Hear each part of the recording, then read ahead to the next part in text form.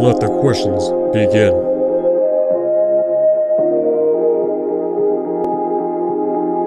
First question from King of Kills. How much would Chuck's or Chuck? If you could each actor with a piece of fried chicken, who would it be and why? Thoughts on two best friends and some 10 closings. Why are you and Cheers epic? Best Madman/Mad Max kind of person on Yelp. Do you know how many breads you've eaten? Alright, next question from CoolTap16. A cowboy and a samurai walk into a bar. What happened then? Well, I don't know what you mean by that, but I can definitely make an idea for it. If there was a cowboy and a samurai, personally, I would wish they would actually become allies and respect their combat, since one can shoot farther, one can do cutting. It would be kind of like Whole Horse and the Hangman, except they're not cowardly. Which YouTubers do you want to meet in real life? You know, that is a really hard question to answer. I mean, there's so many I'd like to meet in real life, so I decided to make a list who I'd like to meet in person, one by one, or it'd be even cooler if we met in a social group. And what we have a lot in common. But I don't know. It's not my decision. Questions from the anime hero. How do you get into mainly anime? Favorite character in Sakigaki Otokojuku? Goals for the future in either YouTube or real life? Well, years ago, thankfully, I did stumble upon the show Fist of the North Star back in 2010 because of its "atata" memes.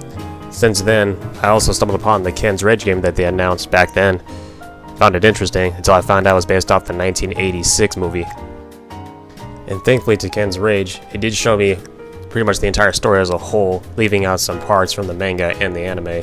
That's when I started getting into the show, back in 2011.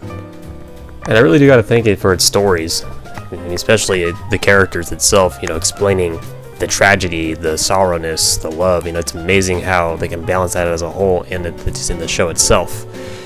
And the thing that really backs it up is the manliness, and that's when it kind of got me inspired. And I gotta thank it because it did lead up to other shows that relate to this type of stuff, and that's all I've been ever watching since then. I mean, pretty much such as JoJo, Berserk, and etc. Thanks to Fist of the North Star. And to this light of day, Fist of the North Star is still my #1 anime show of all time. Now the next question that you asked me was, who was my favorite Sakigaki Otokojuku character? Well, there's so many that I have to choose from, but I'll just stick with my personal favorites, like Manjimaru and Baron Dino. The reason why these two are my favorites is because their fighting style and technique is completely different from the rest of the other students, including their appearance. And to be honest, I wish they had a lot more screen time, especially when the manga fights. They'll usually come around every once in a while throughout the tournaments, but I think, I wish they would have their own spin-off series, especially how they all began and where they started from. Just like the original cast of Otokojuku, such as Momo, Jay, Torimaru, Togashi, and so on and so forth. And it's pretty insane what they can do, especially in the fights, such as like when Manjimaru can cut down pillars with his own bare hands, able to move blindingly fast, and literally using a bladed boomerang that's hidden inside of his mohawk, and how Baron Dino can also mess with human mentality, like how he can fool his opponents by faking his death, or using explosive magician cards, or ones that can actually cut you to pieces.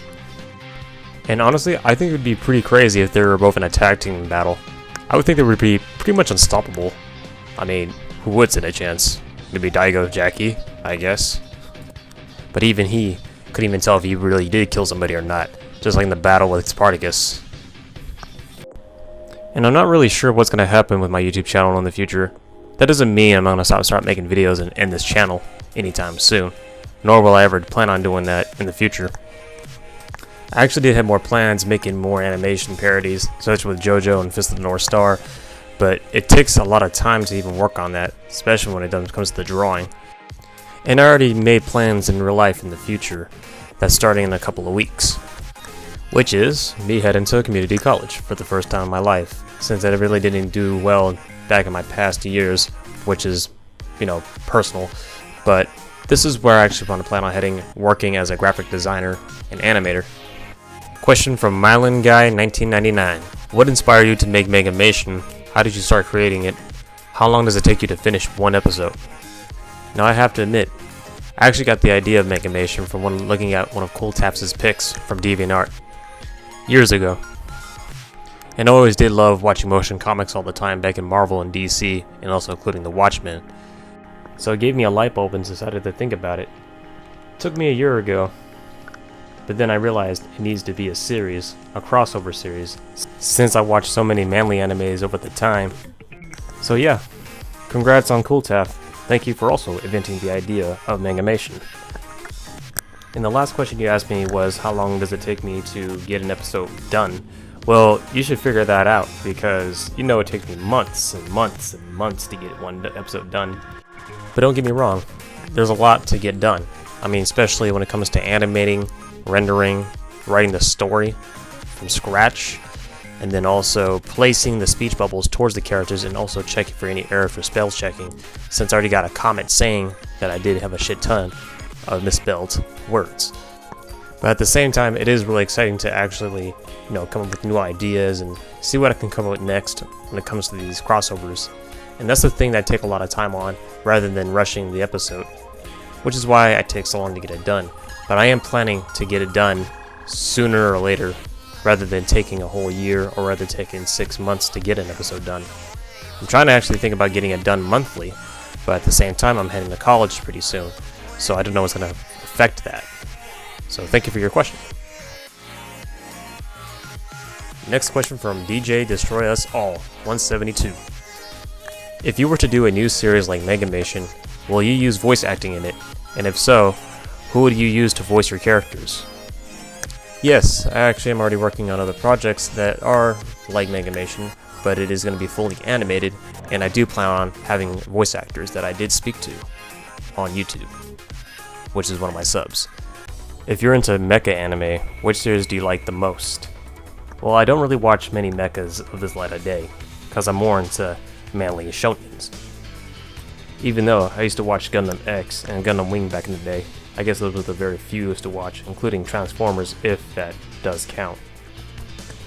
But since then, I lost a lot of interest from that because I was more into sci-fi fiction and sci-fi horror, such as like Akira, Ghost in the Shell.